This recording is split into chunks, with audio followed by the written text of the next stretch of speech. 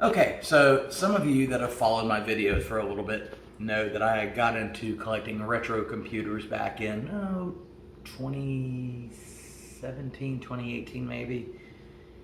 And I ventured into the world of Macintosh for quite a while, and Apple, because that's stuff that I always pined over as a kid that I never had. So I'm kind of reliving childhood experiences that I never got to realize, so that makes sense. However, watching videos like Perry Fractic and edit that out. Watching videos like Perry Fractic and several others, LGR, and the 8-bit guy, they have really gotten me into Amigas. Now, I was waiting, because I never had a Commodore 64 either, so I waited for the C64 Maxi to come out, and I got it, because I thought that would be the easiest way to get into it. The Amiga A500 has just come out, or is coming out, the Mini, but I was going to wait for the Maxi to do the same thing, but I just couldn't wait. So, thanks to Amiga of Rochester, he put me in touch with somebody, and a couple beers later and a couple bad decisions later,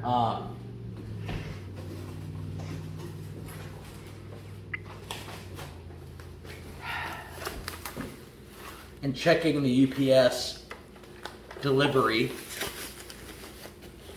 site 8,000 times a day since last week, this finally arrived today. So this is I think I saw an Amiga 500 probably at, there used to be a store called Software Etc. And here it was in Montgomery Mall. I knew it was a national store, and I probably saw some on display there. But I have never actually played with an Amiga. Oh, I see his bus on the back. Never really played with one. I already ordered the accessories. Preceded in this delivery was a Gotek floppy emulator, and also a brand new power supply that's a rebuild. We'll put all the links to these people in the video description. A video converter so I can do the RGB to HDMI, because I have some Sony PVMs, but they don't take SCART input themselves. And also, there should be very generously included a SCART cable with this, and some, I think, Amiga Workbench discs. Oh my gosh, this is just the bubble wrap that never ends. Oh, this is some 1987 goodness right here. I didn't want to destroy this thing. I'm done playing nice. Oh, and it's clean. This was a graphics, sound, video game powerhouse in 1987, and through the mid-90s until the IBM PC finally caught up.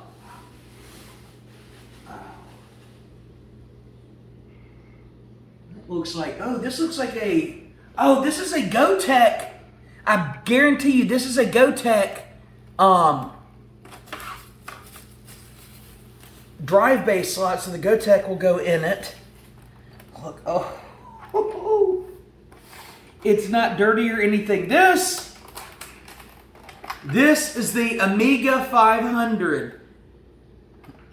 Oh my gosh, the RF shielding, you can see it on the back around the ports on the bus.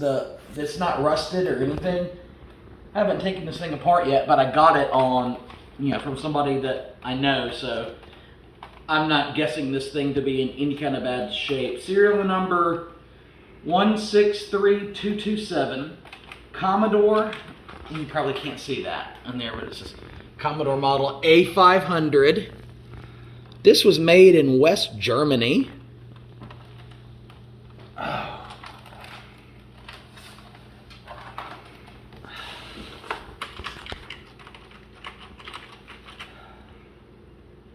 This is so cool.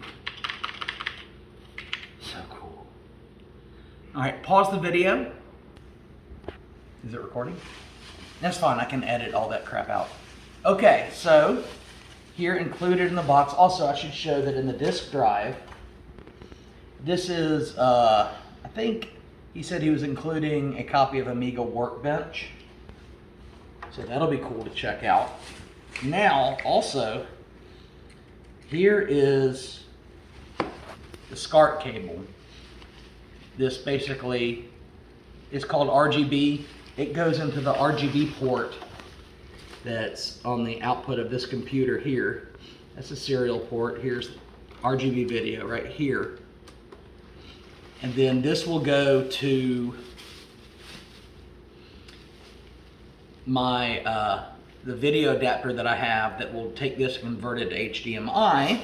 It's much better than a composite signal. You can do composite out on this, but I believe it's in monochrome only. And when you're playing Amiga games, you don't want that. And then here's the left and right audio. This computer, 1987, had stereo sound output.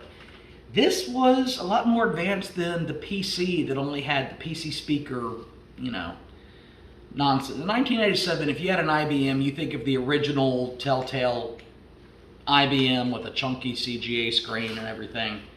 Meanwhile, this thing was doing like 3D type graphics and stereo sound with samples. It's awesome. Okay, so here we go with this. Pause video. Okay, so this is a, as it says on the box, video converter.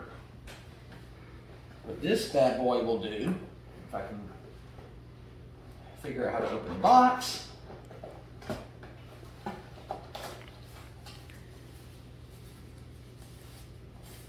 This guy right here, video converter, SCART HDMI to HDMI 720p to 1080p. So,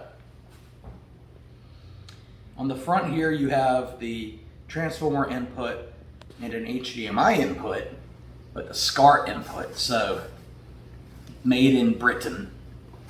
The SCART cable will go into here as such. And then I can take an HDMI cable and hook it up to a modern television.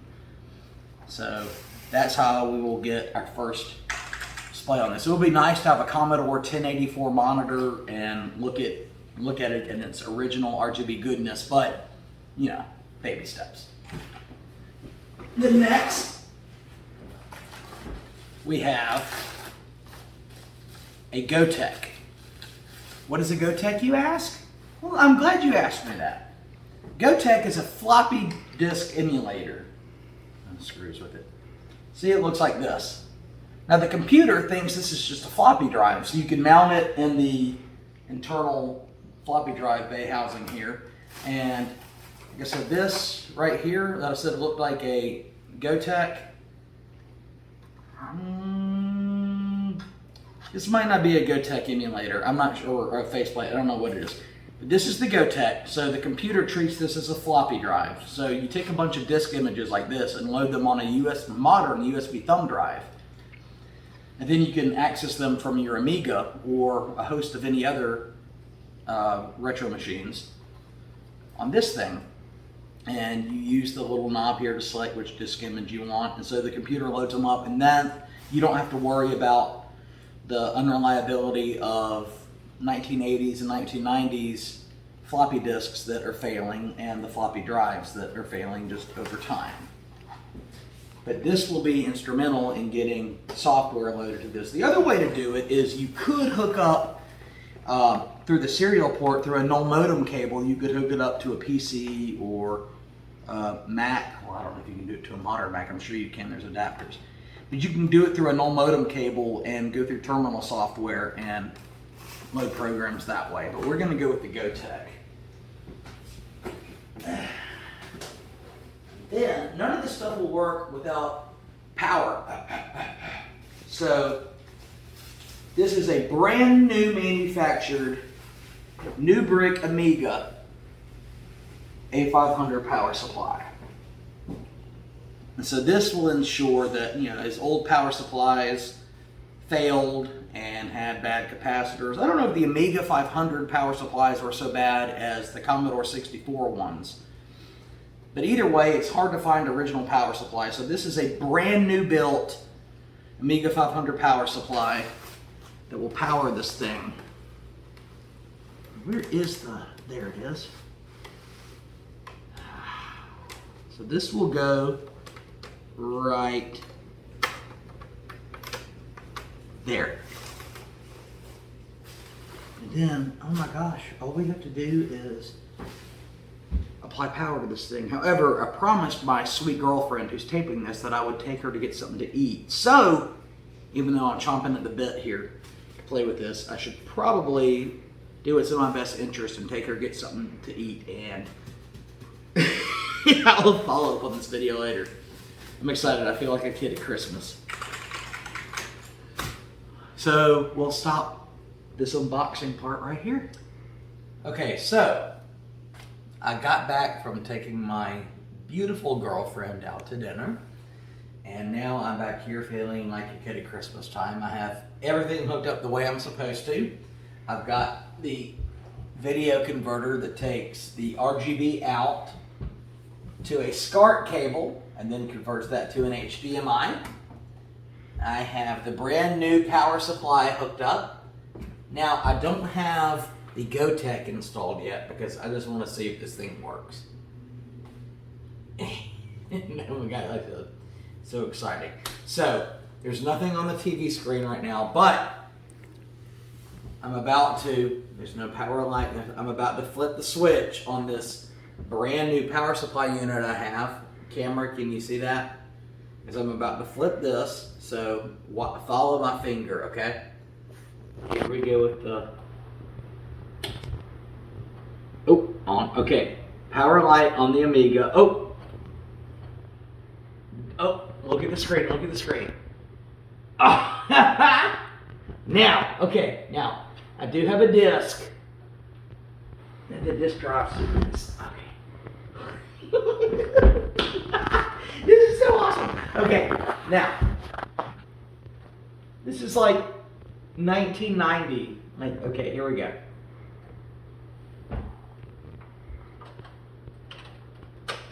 Now watch this. Oh, look. The green light.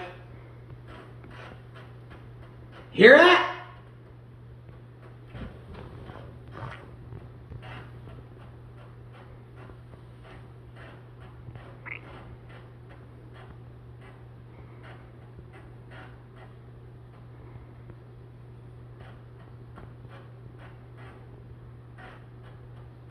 It knows the date.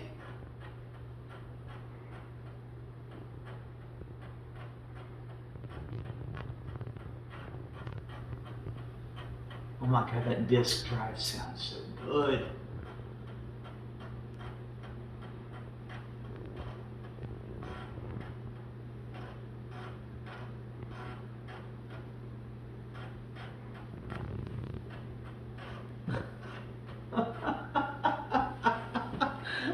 Oh my goodness, I love this. And there it is. This was what some people would argue the very first ever multitasking operating system that Commodore Amiga released in 1985. This computer was 87. God, I wish I had a mouse so I could actually start moving stuff around on here. And, you know, now what I have to do is that floppy drive that I'm so much in love with that just made all that good noise, I'm going to have to replace with this GoTech so I can put floppy images on it. These take, I think, 880K discs. And I do have a floppy drive. I have several floppy drives up on my computers upstairs, but they won't write to the Amiga format. A little proprietary, but you can put the images on here. The funny thing is about these GoTechs, and this, I bought this from a guy who modified them. There's a speaker in here. He put a little buzzer in here. So when it's accessing the disk, it actually makes noises that sounded, it mimics the actual floppy drive sound. from these things. This is pretty cool. And there's an OLED screen right here, and it shows you the disc track, title, you know, whatever you name it on the stuff that you put on the USB drive. I don't know what else to do but just sit here and just stare at this like an idiot. It's here, the Amiga. It's here. Oh my goodness. So that's it for this portion of the video. I know probably a lot of people have done several videos like this, but damn it, this is my first Amiga and this is my first time doing it, and I'm documenting it, and it's going to be awesome. This is going to be one of my favorite. I have tons of vintage retro computers I've collected, but this is going to be one of my most used ones and most fun ones, just because of it just is what it is. A machine that was 10 years ahead of its time. So